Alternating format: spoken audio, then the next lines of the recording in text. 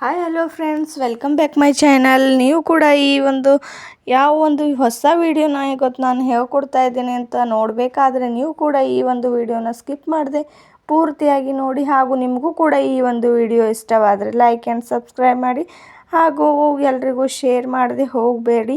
ಹಾಗಾದರೆ ಬನ್ನಿ, ಈ ಒಂದು ಹೊಸ ವಿಡಿಯೋನ ನಾನಿವತ್ತು ನಿಮಗೆ ಹೇಳ್ಕೊಡ್ತಾ ಇದ್ದೇನೆ.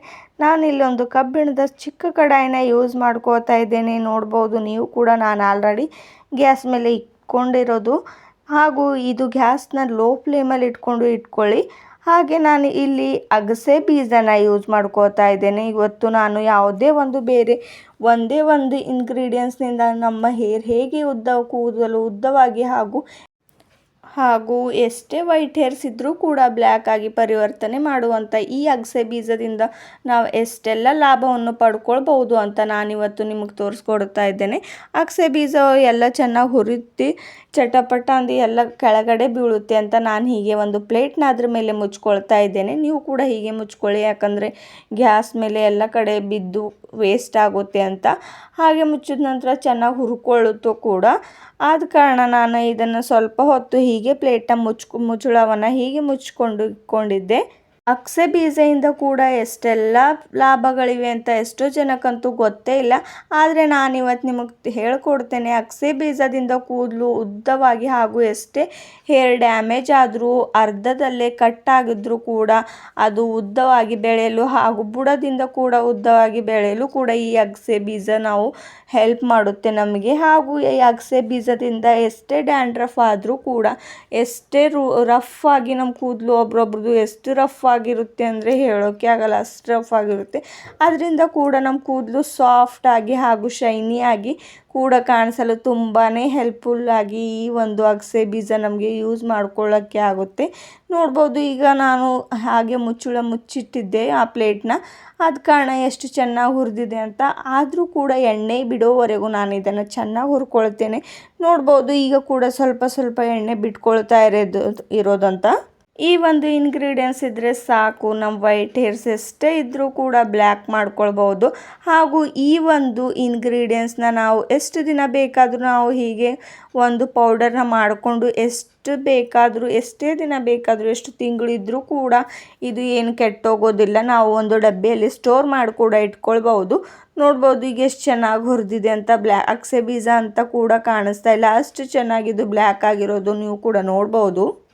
ಈ ಒಂದು ಅಗಸೆ ಬೀಜದಿಂದ ನಮ್ಮ ಹೇರ್ಸ್ಗೆ ಯಾವುದೇ ಒಂದು ಸೈಡ್ ಎಫೆಕ್ಟ್ ಕೂಡ ಆಗೋದಿಲ್ಲ. ಹಾಗೂ ಎಷ್ಟೋ ಜನಕ್ಕೆ ಕೆಮಿಕಲ್ ಮೆಹಂದಿ ಹಾಗೂ ಕೆಮಿಕಲ್ ಹೇರ್ ಡ್ರೈ ಅಥವಾ ಕೆಮಿಕಲ್ ಆಯಿಲ್ ಕೂಡ ಯೂಸ್ ಮಾಡಿ ಅವ್ರಿಗೆ ಇಷ್ಟ ಇರೋದಿಲ್ಲ. ಯಾಕಂದರೆ ಅವ್ರ ಕೂದಲು ಅದರಿಂದ ತುಂಬಾ ಡ್ಯಾಮೇಜ್ ಆಗುತ್ತೆ. ಅದು ಬೇಗನೆ ಬೆಳೆಯಬಹುದು, ಆದರೆ ನಮಗೆ ತುಂಬ ಚೆನ್ನಾಗಿ ರಿಸಲ್ಟ್ ಕೊಡೋದಿಲ್ಲ ಅದು ಒಂದು ಕೆಮಿಕಲ್ ಹೇರ್ ಪ್ಯಾಕು.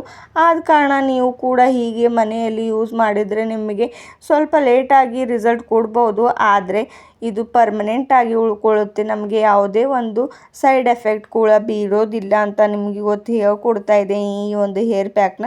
ನೋಡ್ಬೋದು ಈಗ ಎಷ್ಟು ಚೆನ್ನಾಗಿ ಎಣ್ಣೆ ಬಿಡ್ತಾ ಇರೋದು ಅಂತ. ಆದರೂ ಕೂಡ ನಾನು ಗ್ಯಾಸ್ನ ಲೋ ಫ್ಲೇಮಲ್ಲಿ ಇಟ್ಕೊಂಡು ಇನ್ನೂ ಚೆನ್ನಾಗಿ ಸ್ವಲ್ಪ ಹೊತ್ತು ಹುರ್ಕೊಳ್ತಾನೆ ಇರ್ತೀನಿ.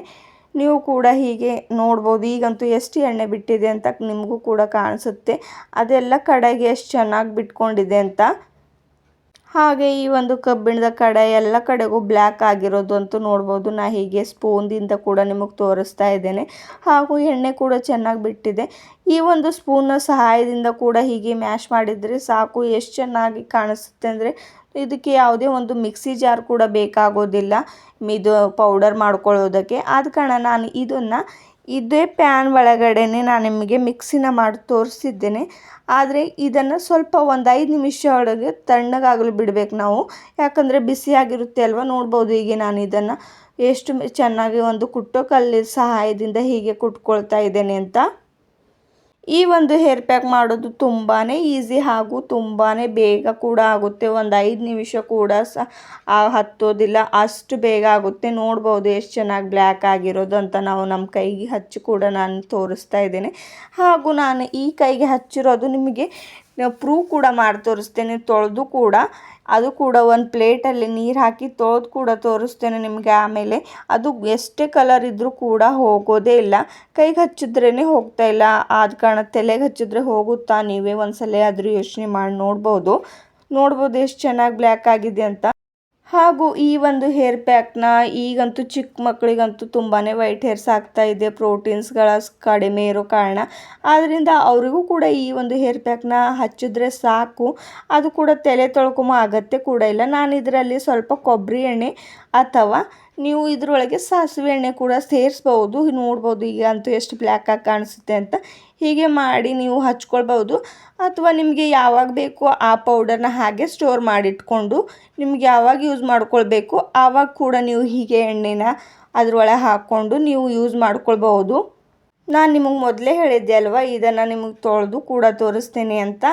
ಈಗ ನೋಡ್ಬೋದು ನಾನೊಂದು ಪ್ಲೇಟಲ್ಲಿ ನೀರು ತೊಗೊಂಡು ಹೀಗೆ ನಮ್ಮ ಕೈಗೆ ಅಪ್ಲೈ ಮಾಡ್ಕೊಂಡಿದ್ದೆ. ಅಷ್ಟು ಮೆಹಂದಿ ಸ್ವಲ್ಪ ಹೊತ್ತು ಅಂತ ಏನಿಲ್ಲ, ಹಾಗೆ ಮೆಹಂದಿನ ಹಚ್ಕೊಂಡು ನಾನು ಇದರೊಳಗೆ ನಮ್ಮ ಕೈನ ತೊಳ್ಕೊಂಡು ಕೂಡ ನಿಮಗೆ ತೋರಿಸ್ತಾ ಇದ್ದೇನೆ. ನೋಡ್ಬೋದು ಕೈಗೆ ಎಷ್ಟೇ ಮೆಹಂದಿನ ನಾನು ಒರೆಸ್ಕೊಂಡ್ರೂ ಕೂಡ ಅದು ಕೂಡ ಸ್ವಲ್ಪ ಕೂಡ ನೀರಲ್ಲಿ ಹೋಗ್ತಾನೆ ಇಲ್ಲ. ಹಾಗೂ ನನ್ನ ಕೈಗೆ ಇನ್ನೂ ಜಾಸ್ತಿ ಶೈನಿಯಾಗಿ ಕಾಣಿಸ್ತಾ ಇರೋದು, ಎಣ್ಣೆ ಕೂಡ ಬಿಟ್ಕೊಂಡಿರೋದು ಕೂಡ ನೋಡ್ಬೋದು. ನಾನೆಷ್ಟೇ ಉಜ್ಜಿದ್ರೂ ಕೂಡ ಈ ಒಂದು ಹೇರ್ ಪ್ಯಾಕ್ ನನ್ನ ಕೈಯಿಂದ ಹೋಗ್ತಾನೆ ಇಲ್ಲ, ಅಷ್ಟು ಬ್ಲ್ಯಾಕಾಗಿ ಕಾಣಿಸುತ್ತೆ. ಹಾಗೂ ಇದು ಶೈನಿಯಾಗಿ ಕೂಡ ಎಷ್ಟು ಚೆನ್ನಾಗಿ ಹೊಳಿತಾ ಇರೋದು ಅಂತ ಕೂಡ ನೀವು ನೋಡ್ಬೋದು.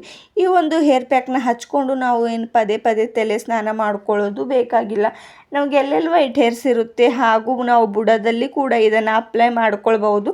ತಲೆ ಕೂಡ ತೊಳೆಯೋ ಕೂಡ ಆಗುತ್ತೆ, ಒಂದು ಟೆನ್ಷನ್ ಕೂಡ ಇರೋದಿಲ್ಲ. ನೀವು ಕೂಡ ಈ ಒಂದು ಹೇರ್ ಪ್ಯಾಕ್ನ ತಪ್ಪದೆ ಟ್ರೈ ಮಾಡಿ ಹಾಗೂ ನಿಮ್ಮ ಫ್ರೆಂಡ್ಸ್ಗೂ ಕೂಡ ತಪ್ಪದೆ ತಿಳಿಸಿ ಅಂತ ನಿಮಗೆ ಹೇಳ್ಕೊಡ್ತಾ ಇದ್ದೇನೆ. ಹಾಗೂ ಈ ಒಂದು ಹೇರ್ ಪ್ಯಾಕ್ನ ಯಾರು ಬೇಕಾದರೂ ಯೂಸ್ ಮಾಡ್ಕೊಳ್ಬೋದು.